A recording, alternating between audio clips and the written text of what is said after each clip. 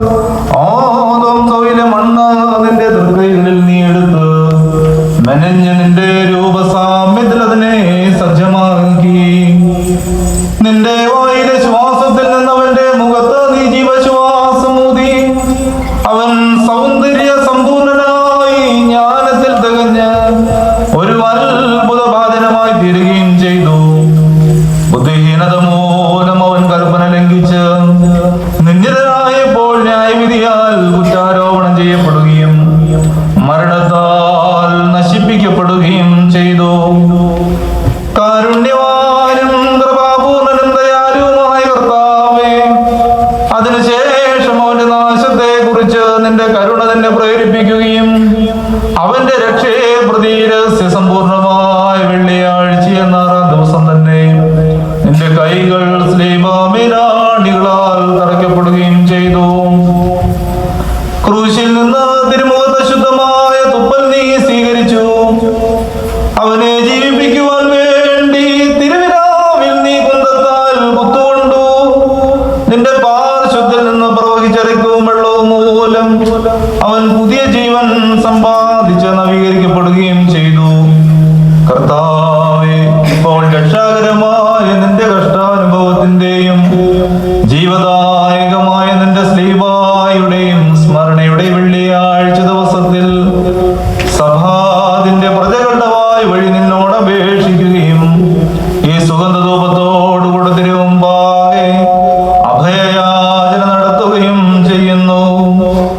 ആദിയിൽ നിനക്ക് പ്രീതി തോന്നി സൃഷ്ടിക്കുകയും അവസാനം നീ രക്ഷിക്കുകയും ചെയ്ത പ്രകാരം ഇപ്പോഴും കരുണാപുരസരം നിന്റെ സൃഷ്ടിയെ നീ ദർശിച്ച് നിന്റെ ശ്ലീബാ മൂലം ഭൂതലത്തിന് മുഴുവനും സഹായം നൽകണമേ. നിന്റെ ശ്ലീബായാൽ കോപത്തെ ശമിപ്പിക്കണമേ. നിന്റെ ശ്ലീബായാൽ യുദ്ധങ്ങളെ ശാന്തമാക്കണമേ. നിന്റെ ശ്ലീബായാൽ കലഹങ്ങളെ മായ്ച്ചു കളയണമേ. നിന്റെ ശ്ലീബായാൽ ശിക്ഷകളെ തടയണമേ. നിന്റെ ശ്ലീബായാൽ ശോഭിച്ചിരിക്കുന്നവരെ ശാന്തമാക്കണമേ. നിന്റെ ശ്ലീബായാൽ കലഹകാരികളെ സമാധാനപ്പെടുത്തണമേ. നിന്റെ ശ്ലീബായാൽ ഡംബത്തെ വിനീതമാക്കണമേ.